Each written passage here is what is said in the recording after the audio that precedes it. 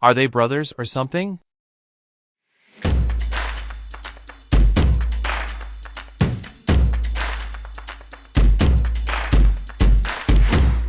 Yo folks, what's up? Your man Al is here with episode 2 review of Demon Slayer season 4, so let's get things rolling. At first we see Tamayo decide to leave for the Ubuyashiki mansion. Meanwhile, at the Butterfly Mansion, Tanjiro is still recovering from his battle at the Swordsmith village. He receives a letter from Kaguya, who informs him about his inability to move and encourages Tanjiro to seek out Tomioka and persuade him to join the Hashira training.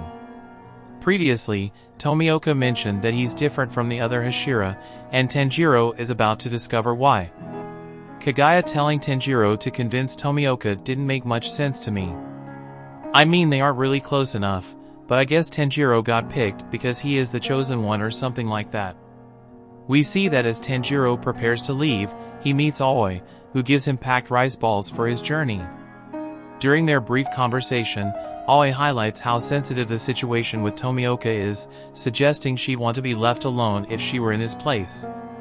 Despite this, Tanjiro persists, calling out to Tomioka repeatedly from outside, seeking peace and silence.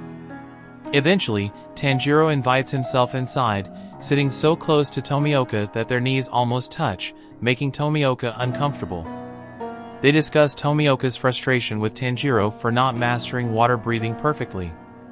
Tomioka reveals that Tanjiro was supposed to become the Water Hashira, while he himself denies being one. I have a feeling that the breathing technique Tanjiro is developing might contain one form from every breathing technique. Also, I think we will get a backstory of Aoi pretty soon, because this part kinda implied she was relating to Tanjiro's words. Moving on, we see Tanjiro persistently leaves rice balls for Tomioka, sleeps near his house, and stalks him, prompting Tomioka to wonder, is he going to keep this up for the rest of my life? If I talk to him, will he stop stalking me? Eventually, Tomioka reveals he never passed the final selection for the Demon Corps. Sabito, the peach-haired boy from season 1, was Tomioka's friend who died during the selection process. While Tomioka was nearly killed by demons and saved by Sabito, Sabito died protecting others. Tomioka survived the 7-day test without killing any demons and woke to the news of his friend's death. This is why he doesn't consider himself a Hashira and feels different from the others who earn their positions.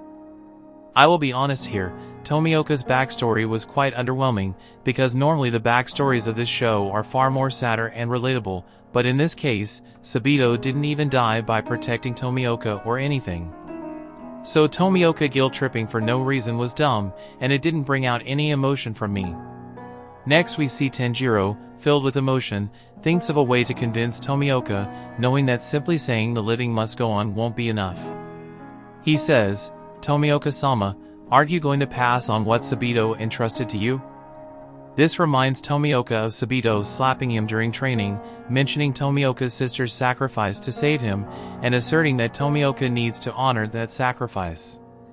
Tomioka had forgotten this memory amid the overwhelming grief of losing both his sister and Sabito. Deciding to participate in the Hashira training, Tomioka sees Tanjiro as a nervous wreck, overthinking how to calm the situation and comically suggesting a cold noodle competition. They end up having cold noodles, and Tomioka asks Tanjiro about Shinobu's activities. Tanjiro's flashbacks felt a bit unnecessary as they didn't add anything of value to the story, although I think they were added to remind the audience how Tanjiro knows about Sabito and the events of their encounter. At the end we see Shinobu trying to restrain her anger, smiling through it with veins popping. Kaneo visits to take leave for the Hashira training. Shinobu slowly tells Kaneo about the demon who killed her elder sister and explains how to go about killing that demon. I'm feeling like they are raising red flags for Shinobu, and something terrible will happen to her in this arc. Also, from the way she was talking, I get the feeling that the death of her sister might have something to do with Tamayo. Nonetheless, it was an okay episode. Tomioka was the focus of this episode, but his backstory turned out to be pretty underwhelming, and it dragged down the episode. By the way, let me know whether you guys are liking my new way of editing videos in the comments below. As always, thanks for watching everyone. If you like my video, then check out some of my other videos. Also, don't forget to hit the like button and subscribe to my channel, or leave a comment if you want to say something. You can also follow me on Twitter and Instagram, or check out my Facebook page. Links are given in the description. Until then, see ya.